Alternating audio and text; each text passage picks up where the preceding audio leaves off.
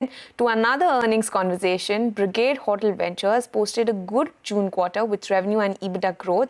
The company also turned to profit in Q1, and we are now being joined by Nirupa Shankar, who's the managing director, to break down the quarter and the road ahead. Well, good morning to you, Ms. Shankar. This is Vamakshi joining in. I'd first like to start off by asking you about the pipeline for hotel addition. You have around 9 hotels with 1,700 keys in the pipeline. So when would they come on stream in FY26 and in FY27? What would the trajectory look like? Thank you. Good morning. Thanks so much for having me, Vamakshi. Happy to share the details of our past quarter. So you're right. In terms of the new hotels that are coming up, we do have 9 in the pipeline where we've tied up the land and the brand. Obviously, we are builders and real estate builders, so we build all our hotels greenfield as of now, and that's the plan. So most of the hotels will start coming in only by FY28, 29, and FY30. So that's how the massive growth plan will come in only in FY28 onwards. However, over the next couple of years, what we have in mind is we are launching a 45 key hotel, part of our mixed-use township in the World Trade Center, Chennai. So that the shell was created pre-COVID, and then then it was put on hold, obviously during COVID, and now we've decided that we will continue with the hotel. So that should take about a year to come up, but that will come up. It's still relatively small, but again, it's an addition to the portfolio.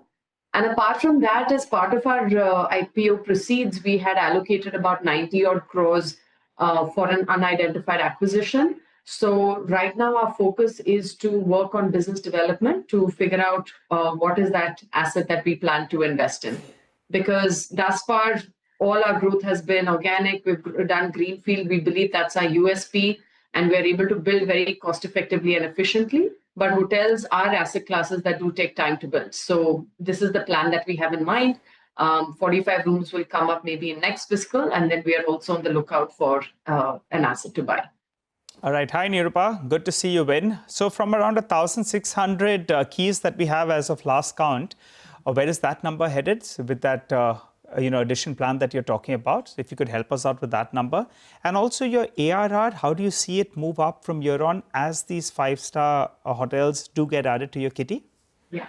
So the 1,600 keys that we have operating now with the addition of 1,700 that we have already tied up will move to 3,300.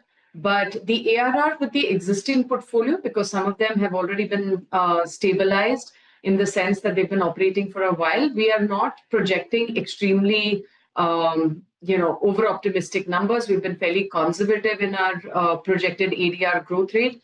We are looking at double-digit growth rate, but conservative, around 10%, 10 to 12% on good quarters. Some quarters it might be 1 or 2% lower. Some quarters it may be higher. But obviously, we are going to push for higher ADRs, but we don't want to really be over-optimistic. We want to take a conservative view on that. And in terms of once the portfolio changes, currently the portfolio, at least 50% of our portfolio are in tier 2 and tier 3 markets. Be it Kochi, Gift City, Mysore. So these markets, the ADR is relatively low, and also we don't expect them to significantly grow. However, when we have our new hotels come up, and the positioning of those are 5-star deluxe hotels, one is, the Intercon in Hyderabad, one is the Grand Hyatt in Chennai, one is potentially another luxury island resort in Kochi. So then obviously we expect to see significant change in the portfolio. It would be too premature of me to give you, an exact number today, because these hotels will come up only in FY28, 29. But the idea is that you will see a significant enhancement in the ADR just because of the positioning of the hotels.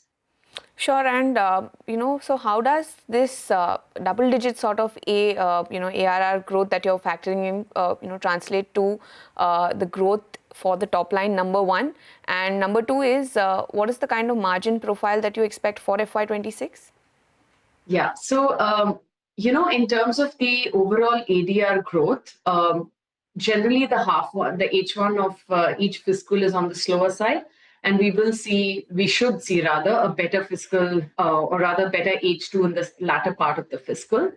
Our portfolio is pretty well stabilized on the occupancy side. It has this quarter had about 75% average occupancy. Of course, we do believe that the occupancy has room to grow, but the 75% is a relatively good occupancy. So now the focus should be on enhancing ADR. Although some of the hotels perform in the mid 80s, as a portfolio level, we do have some hotels that have just launched. For instance, our Grand Mercure and Ibis styles. In the third quarter itself, it saw a good jump to about 68. So occupancy is, of course, one lever. ADR is the other lever. But of course, ADR is always market driven. Indeed. Right now, our EBITDA margins are around 35%. And we do expect that we do expect an increase in that margin in the latter part of H2. All right, Nirupa, it's good having you on the show. We enjoy our conversations with the Brigade Group itself, and we look forward to chatting up with you as business does evolve. Thanks so much. Good seeing you as well. Bye-bye. Well, on that note, though, we'll wrap up on this edition of Chartbusters. You stay with us, though. The team of Trading Hour is waiting by.